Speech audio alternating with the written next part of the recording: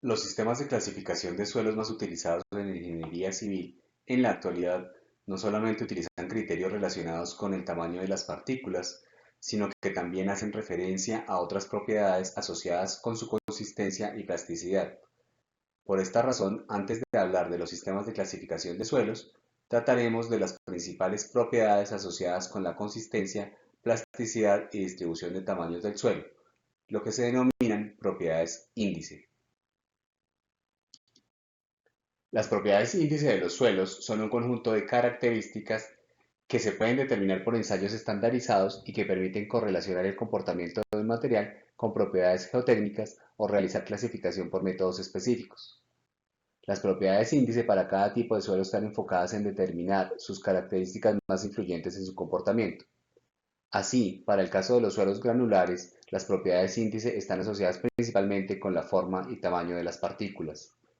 La forma de las partículas influye en la resistencia al corte de los materiales y en su compactación. Las partículas que conforman un suelo pueden presentar tres formas características: masivas, cuando sus dimensiones, largo, ancho y espesor son más o menos similares.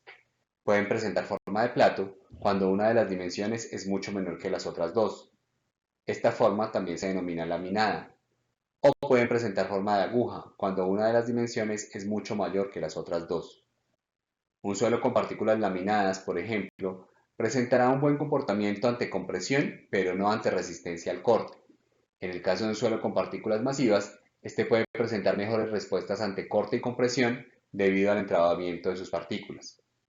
El tamaño, en una clasificación muy general, puede ser establecido mediante unos rangos mínimos de dimensiones para los tamaños mayores. Para guijarros, cantos y bloques se utilizan rangos de dimensiones entre 20 centímetros y 2 metros. Para el caso de materiales tipo grava o arena, la clasificación se realiza por tamizado, es decir, mediante el uso de mallas de diámetro estandarizado. El ensayo para determinar la distribución por tamaños de partículas de un suelo se denomina granulometría y consiste en hacer pasar una muestra de suelo seco a través de una serie de mallas o tamices de diámetros estandarizados. Los tamices poseen nombre según el diámetro de la abertura para los tamaños mayores a 3/8 de pulgada y nombres que hacen referencia al número de aberturas por pulgada cuadrada para los tamaños menores a 5 milímetros. Algunos tamices sirven como referencia para separar diferentes tipos de suelo. El tamiz número 200, por ejemplo, separa materiales finos de materiales gruesos. El tamiz número 4 separa gravas de arenas y el tamiz número 40 separa materiales netamente gruesos de materiales sobre los cuales han de realizarse ensayos para observar sus características plásticas. Un ensayo de separación por tamaños de partículas con el uso de tamices se denomina granulometría por tamizado. La distribución granulométrica o gradación consiste en representar mediante una curva continua los porcentajes de muestra de suelo que han pasado por cada uno de los tamices. En este caso se utiliza un sistema de representación en que el eje de las ordenadas es aritmético y en él se representa el porcentaje que pasa, y en el eje de las abscisas, que es logarítmico, se representa los diámetros de cada tamiz utilizado. Es importante anotar que no todos los tamices son utilizados en los ensayos de granulometría. El grupo de tamices a utilizar o serie de tamices será determinado por las normas específicas para cada tipo de material dependiendo de su uso. Por ejemplo, bases o subbases para pavimentos o agregados para completo asfáltico. Cada uno de estos materiales ha de clasificarse con una serie específica. Existen diferentes formas para las curvas de gradación o curvas granulométricas, sin que ninguna de ellas indique una mala calidad de los materiales. La calidad de la curva granulométrica obtenida o del material como tal estará dada en función del uso que se le dará al material. Por ejemplo, para una base granular, para pavimentos, se deberá garantizar que la curva abarque todos los diámetros sin que se presente un alto porcentaje de finos. Pero en el caso del material para filtro drenante, es preferible que los tamaños de las partículas se concentren en un solo valor. Para caracterizar la curva granulométrica se utilizan dos índices que hacen referencia a la uniformidad del material y a la suavidad de la curva: el coeficiente de uniformidad y el coeficiente de curvatura. Estos índices se determinan en función de los diámetros para los cuales pasa un determinado porcentaje. siendo leídos directamente de la curva granulométrica. El coeficiente de uniformidad es la relación entre el diámetro para el cual pasa el 60% del material y el diámetro para el cual pasa el 10% del material. El coeficiente de curvatura se establece en función de los diámetros para los cuales pasa el 30% del material, el 10% y el 60% del material. Para materiales finos, las propiedades índice se asocian con su consistencia y plasticidad, la cual se ve influenciada por la forma y tamaño de las partículas y los fenómenos electroquímicos que se generan en su interacción con el agua. Las partículas de arcilla normalmente son compuestos de sílice o aluminio enlazados con grupos hidroxilos en diferentes configuraciones, octaédricas o tetraédricas, por ejemplo. Estos tipos de enlaces hacen que los minerales arcillosos presenten una determinada afinidad por el agua y por esta causa pueda presentar plasticidad o fenómenos de contracción y expansión. En suelos finos también puede realizarse una clasificación por tamaño de partículas para poder separar limos de arcillas o de material coloidal. En estos materiales el ensayo no se realiza con tamices, se realiza un ensayo de densidad o ensayo de hidrometría. Este ensayo consiste en realizar una suspensión de una muestra de material en agua, a la cual se le adiciona un agente defloculante para evitar la formación de grumos, y se determina la densidad de la solución a diferentes tiempos, teniendo en cuenta que las partículas de mayor tamaño se sedimentarán más rápido y que esto hace que la densidad de la solución varíe. El ensayo de hidrometría permite, por medio de un análisis adecuado, realizar una curva granulométrica similar a la que se obtiene con el ensayo por tamizado. Como se mencionó, la forma y tamaño de las partículas finas influyen en la consistencia y plasticidad de los materiales. Se entiende por consistencia el estado físico que presenta un suelo según su contenido de agua y por plasticidad la capacidad de cambiar de forma sin cambiar de volumen neto. Si se relaciona el volumen de un material con el contenido de humedad del mismo, se podrá obtener la curva de consistencia típica del material.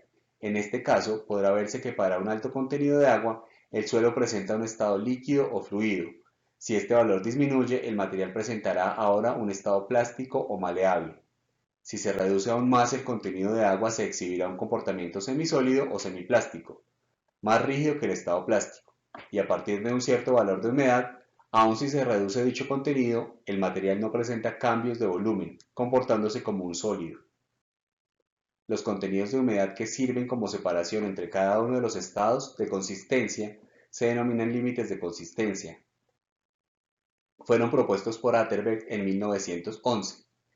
Los procedimientos o metodologías de ensayo para su determinación fueron propuestos por Casagrande posteriormente.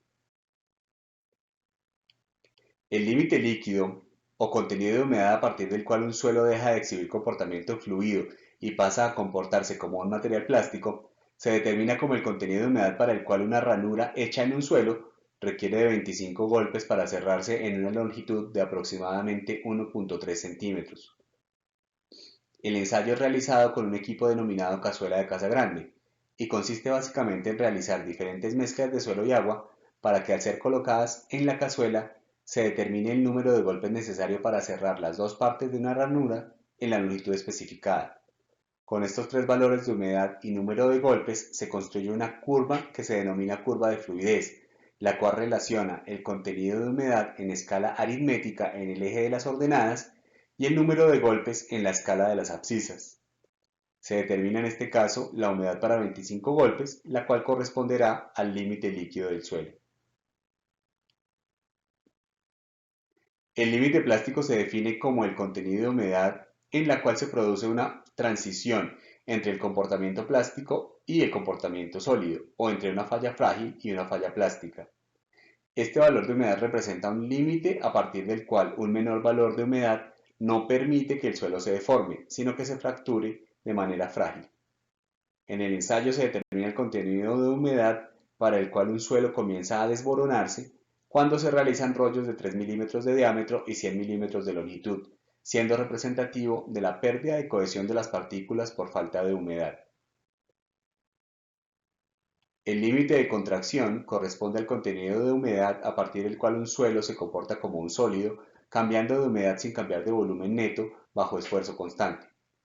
Es el mínimo contenido de agua en el que se presenta un comportamiento plástico o el menor contenido de agua en el cual se puede considerar saturado un material. Es representativo de la humedad a la cual se generan grietas de tracción en suelos por procesos de contracción asociados con la evaporación de agua o el abatimiento de niveles freáticos. El ensayo se realiza a partir de una pasta saturada secada al aire, a la cual se le determina el volumen y humedad inicial y el volumen y humedad final para establecer el límite de contracción en función de dichas cantidades. Con los límites de consistencia determinados de los ensayos de laboratorio es posible establecer algunos índices que dan una idea clara del estado de consistencia de los suelos y ayudan en sus procesos de clasificación. El índice de plasticidad, definido como la diferencia entre el límite líquido y el límite plástico, corresponde a una medida aproximada de la plasticidad de un suelo. El índice de consistencia es una determinación de la rigidez o consistencia del suelo según su contenido de agua, de la misma forma que el índice de liquidez. Otras propiedades índice de los suelos que pueden ayudar en su caracterización son la actividad, que hace referencia a la posibilidad de interacción química de un suelo con otros materiales. Por definición, la actividad corresponde a la relación entre el índice de plasticidad y el porcentaje de partículas en peso con tamaño menor a 2 micras. Estas partículas son las que se consideran realmente activas y susceptibles de reaccionar con otros suelos o con el agua. El cambio de volumen representa una medida del potencial de expansión de algunos suelos. Las expresiones presentadas son dos formas indirectas de determinar el potencial de expansión, ya que existen ensayos específicos para su evaluación. La sensitividad relaciona el cambio de resistencia por remoldeo de un suelo. En este caso, la resistencia se mide mediante el ensayo de compresión inconfinada y se evalúa dicha resistencia para una muestra inalterada y para una muestra remoldeada. Algunas arcillas son capaces de recuperar su resistencia después de un proceso de remoldeo. Esta propiedad se denomina tixotropía. Por último, te invito a que te suscribas al canal para ver más contenido de geotecnia. Y te cuento que en el canal vas a encontrar más información sobre geotecnia y algunos ejercicios resueltos. También te invito a darle like si el contenido te es útil y apoyar esta serie de presentaciones.